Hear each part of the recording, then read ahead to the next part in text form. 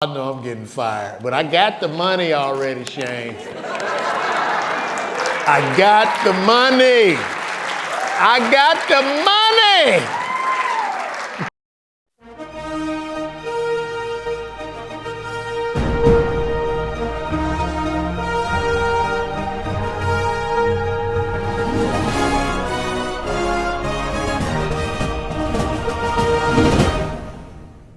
Everybody y'all saw this evening. This has been such a phenomenal night. When I got here, I met Shane, then I met another Shane, and then I met another Shane and another Shane. There's like 17 Shanes here. And I was with Shane last night, and he's like, "Hey, LeVar, come out, we get some drinks or something." And I met with some of the people. And Shane was like, "Hey man, we gotta go pick up Maurice." I was like, "Cool, you wanna come?" I was like, "Yeah, great." And so we walk in and we go to the car and he's in a pink Kia Soul with white rims. A whole pink car. And I was like, damn, we're in a relationship now. So he go to pick up Maurice and a friend. Now all of us are in a pink Kia Soul. We look like them hamsters. Remember the hamsters that used to? But I felt a slight relief because I was like, ain't no cop gonna pull over no pink Kia Soul. This would be the perfect car to do a drive-by in. We're gonna be okay. 30 minutes before this show, we had to meet with the other Shane, and he set us down at the table to tell us what we could and could not say. All right, listen, I don't want to write you guys sets, okay? But, you know, when you go up there, it's like you're talking to your grandma, cause we don't want to offend anyone. Don't talk about like sex. Don't talk about sexuality, race, any of those things. We want to avoid a lawsuit. And I'm like, damn, for a comedy show? So you telling me if I talk about a fat person, one of y'all gonna go sue the pharmacy board? Is that what's happening? And the way he said it was so litigious. I was like, Shane, you should talk to Trump before he goes up. You would have thought I was the damn president or something about to give a speech. You should talk to Trump. And Trump would get mad too. I don't like that Shane guy. Horrible guy. Horrible guy. He came to try to tell me something. Don't really like him. Don't like him. This is all right, being here, man. I've been doing comedy full time now for 5 years. Y'all started this union a little too late. Cause I got out in 2002. Well, then the market was on fire. You know, I went to school. I earned my PharmD, studied all them hard sciences and all that stuff, and plopped down at CVS with the $10,000 bonus. It was great. And I was very proud of myself until that first day I rang up my first bag of potato chips.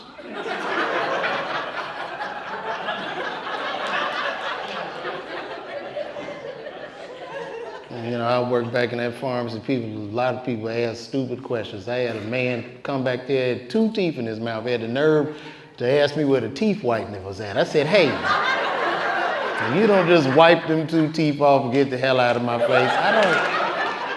I don't have time for this, man. And as Maurice is from Chicago, so am I. I'm from the south side of Chicago. And I know Shane said don't talk about race, but we have to visit it because they would put my young black ass in the hood. And, you know, I didn't want to work around them niggas either because that shit got to be exhausting. And I'm going to say something to these people on Medicaid. They need to cut it off just every once in a while to make them more thankful. I rang a lady up one time. She had 7 medications. 7 medications. It was $1. $1 for 7 medications. I said, hey, ma'am, my most professional voice got my time. Hey, ma'am, all 7 minutes gonna be $1. $1? Sir, I don't have $1. Well, you about to die today. Because if you ain't got 4 quarters and 10 dimes, you don't deserve to be on the earth. And get this Louis Vuitton bag and get the hell up out of my face, because I just don't have time for this right now. We're not about to play these games. was just horrible, man, horrible. I went through hell, you know. I never would have thought that counting pills would make my chest hurt. This chest on fire, like I'm just stressed. I'm stressed back there. People like, you know, just like what Maurice said, well, I can't hurry up, put the pills in the bottle. Bitch, I'm alone, that's why. You see that drive-through looking like Chick-fil-A and you asking me why the hell you can't just get the pills? This is ridiculous. It was just too much, man. You know, these people, then we went through that whole opioid epidemic. That was hell. That was like 2007, 2008. I used to have to go work in these communities, like trailer park communities, and they were hooked. They were really, really hooked on the opioids, man. And I could always tell when somebody came in with a Percocet prescription because they do a certain walk. Have you ever seen the Percocet walk? They all walking there the same. They hold the prescription up like they got an important note.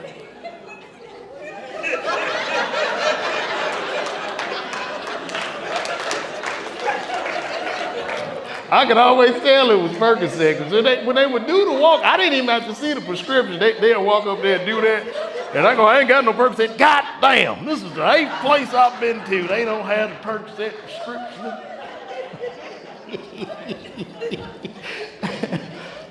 I tell you, man, them people were hooked, man, you know. I'll never forget one day I was working, because I live in Georgia now, and I was working in the southern part of Georgia. It was all trailer parks, true redneck town that I was working in this particular day. Sorry, Shane, for these racial things. If you're a redneck here, don't sue the organization. I don't want to see, oh, I can't believe he was talking about rednecks is the thing. They won't sue, Shane. It's going to be okay. So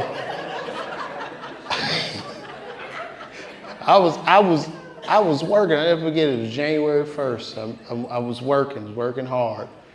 And the guy comes in with the Percocet, same walk. And this time I knew it was trouble because he came in, had just too much clothes on, just walked in. Hey, brother, I've been about 8 pharmacies out here. I just want to know if you got this in stock. And I looked at it, I said, yeah, I got it. Oh, man, I really appreciate that, man, I tell you. And with every Percocet prescription, it come with a story. Yeah, man, I just been going through it. I ended up getting T-boned right there on the expressway. I got T-boned and got crashed right into me, and I ended up hurting my lower back, man, just like right there at Sacro 7. My disc swole up about that big. And, then, you know, I ended up catching my wife with my brother. I'm just going through too much, you know. I'm just so happy you got that. Now, this was January 1st. I filled this medication. I filled it. I filled it, and I knew it was going to be a problem because when I filled the medication on the 1st, I plopped it down on the counter and said, that'd be $7. He said, thank you. And he ran. He grabbed the bottle, and he runs out of the store very fast. Looked like a superhero, like Flash. Just, thank you, brother. Gone. That was January 1st. Now, we know with these C2 narcotics, you know, if you get a 30-day supply, you come back 30 days later. January 2nd comes. So I'm back at work early in the morning, January 2nd.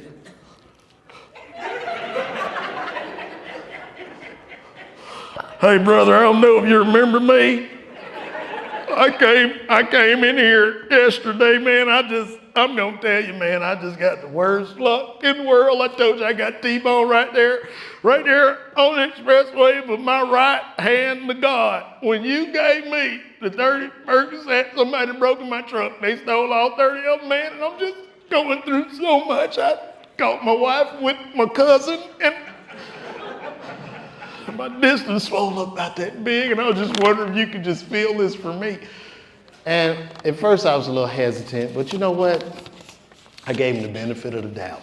I did, and he was very happy. I say, for you, I'm gonna feel, oh, brother, I'm gonna tell you, man, they don't make them like you. I'm gonna tell you, I really appreciate that, man, because I just can't win, I tell you that. And I'm feeling it. He tell me, I'm gonna give you one of the best yelps you ever seen, I swear to God. So I feel it. It's January 2nd. Put the pill bottle down on the counter. Whoosh, he's gone again. Gone. Gone. Just ran out the store. January 3rd comes. January 3rd. Morning time. No glasses on. He crying.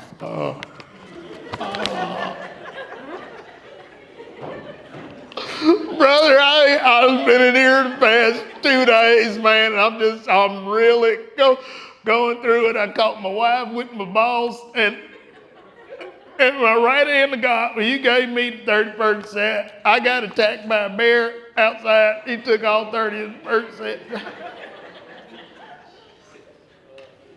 Oh, just worry if you can feel it for me.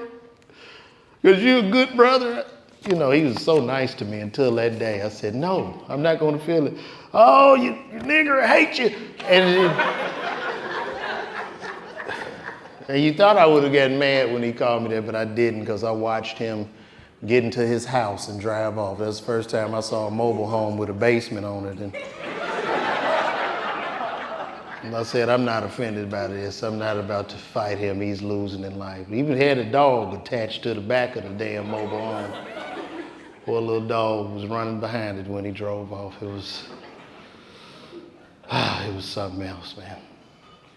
You know, I got out of pharmacy school, like I said, in 2002. 2002, we were not giving flu shots. We didn't even do that in my training. I don't know when you guys got out, but in 2002, no. And then one day, the suits walked in and said, we're gonna be giving flu shots. And all of us as cowards, just began to give them with no pushback. Everybody did it, all the pharmacists, we just did it. They could have came in there and said, hey guys, we're gonna be delivering babies. But we're not gynecologists. Well, we're gonna be doing it. And we would have been back there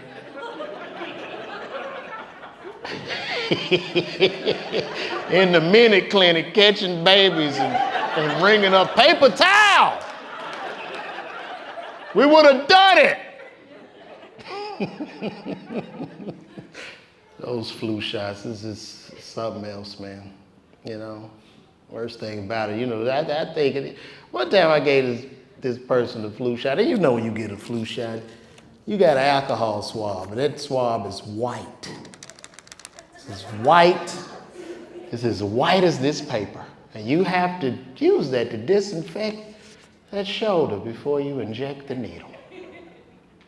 Now, when I go to give a person a flu shot and I pull that swab back and it look like I've been changing transmission fluid,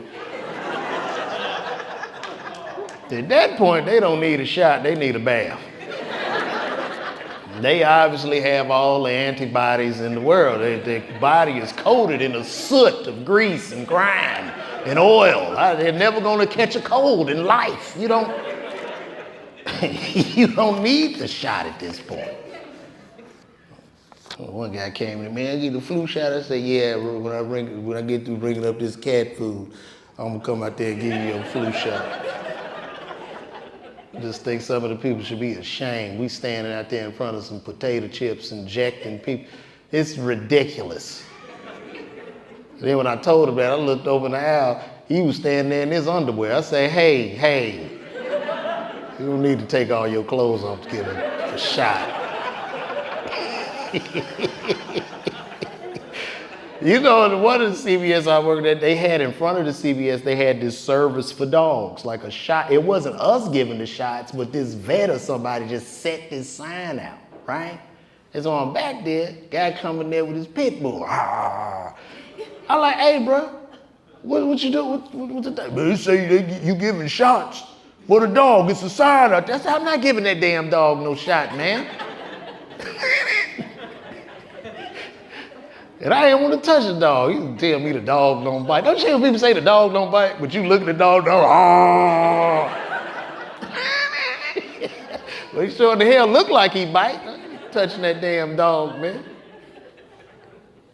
I mean, they did us so bad. That's why it's good y'all putting this together. Like, you know, I've been out of pharmacy 5 years. because I couldn't take it no more. I just couldn't take it. I said, you know what? I'd rather be homeless at this point.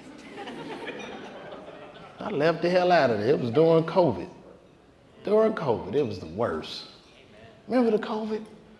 That's how I learned I didn't realize how dumb people were until we had to, remember they would come to do the COVID test? Remember how stupid these people would look in the drive-thru? You would think putting a Q-tip in your nose is simple. You remember how they pull up to,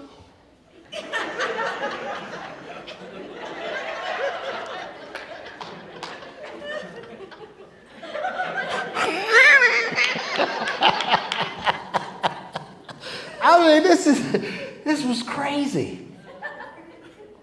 And my last day, I couldn't take it anymore. I'm gonna tell y'all what happened. I never forget this. I was working. It was during the pandemic, and of course we didn't have a lot of help, and we had to do the test. It was just the whole place was falling apart. It was just me and one technician. And people would come through the drive-thru. Now they doing the test. They got to get drugged. All the drive-thru is just backed up. Now, during this pandemic, when you came to get your COVID test, you had to make an appointment. And you had to come at your scheduled time.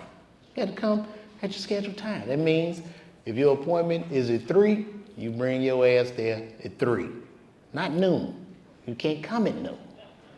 So I'm working one day, I'm a technician.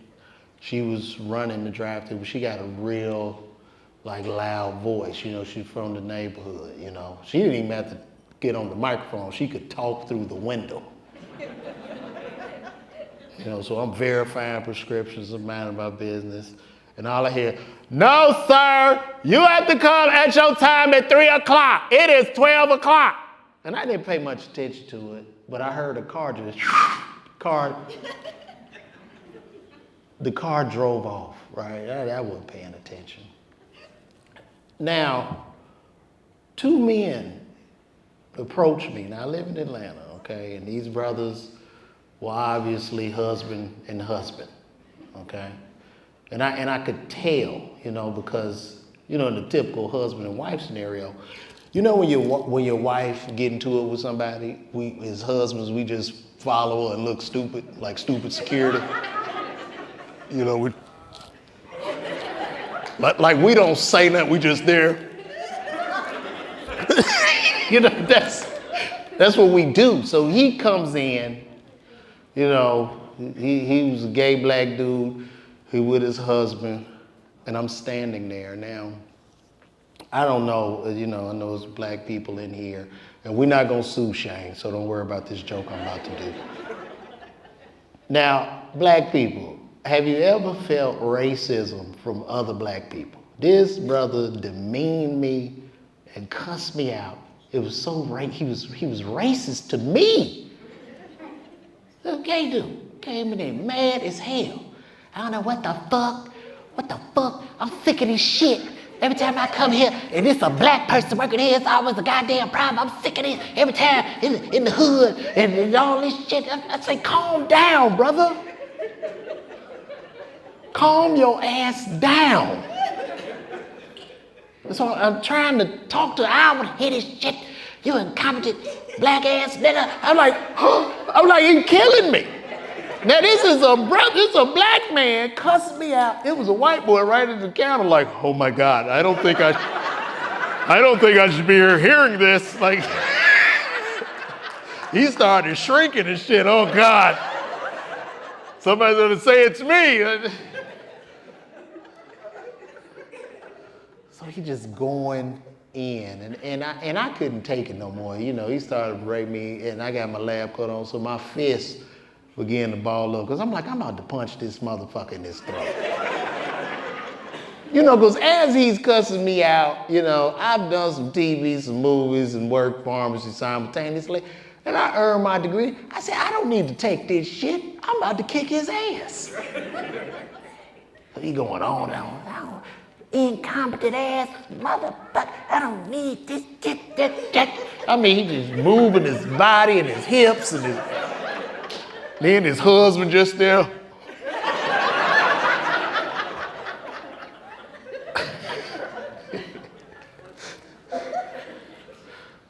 So he's like, I wanna speak to a manager. And the manager, who's an African brother, who was a manager, he ran back there, he saw what was going on. He immediately began to apologize. I am so sorry.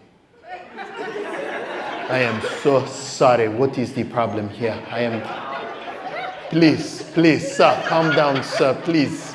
What is the problem here? What is?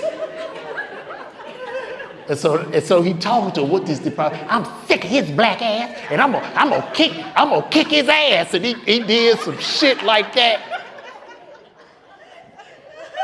I didn't know if he wanted to fight me or fuck me, but they not gonna sue for that, Shane. Listen. So he going on and on. Hey, brother, I am so sorry. I am so sorry. And he looks at me like and I want his ass to apologize too. And I said, I will die before I apologize to your ass. And just when I was beginning to jump over that counter and kick his ass, the Lord spoke to me. God said, unball your fists, son. And I did. And he kept going on, and I didn't do nothing. And then he just died down. And he walked off, because he was really going, yeah, I kick your ass, yeah. I forgot my husband and shit. You know. And then they just left. And when they left, the African brother, he saw what went down. He said, brother. Like when he told me that, I was like, boy, he about to tell me something magnificent right now. Brother, I am so glad you disengaged.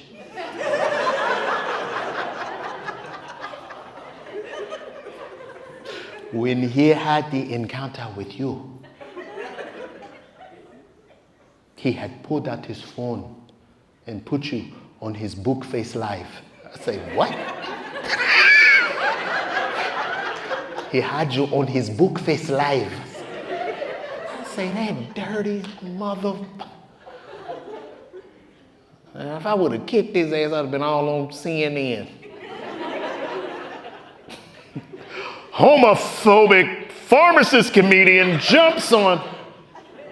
He'd have been up there lying and shit. And I came in there and he called me a faggot and just started kicking my ass and my husband fell down. And at that point, that's when I quit. I said, I'm out of here. That's when I quit. I took off my lab coat and my shirt. And I walked out of there like Antonio Brown off the field. This shit.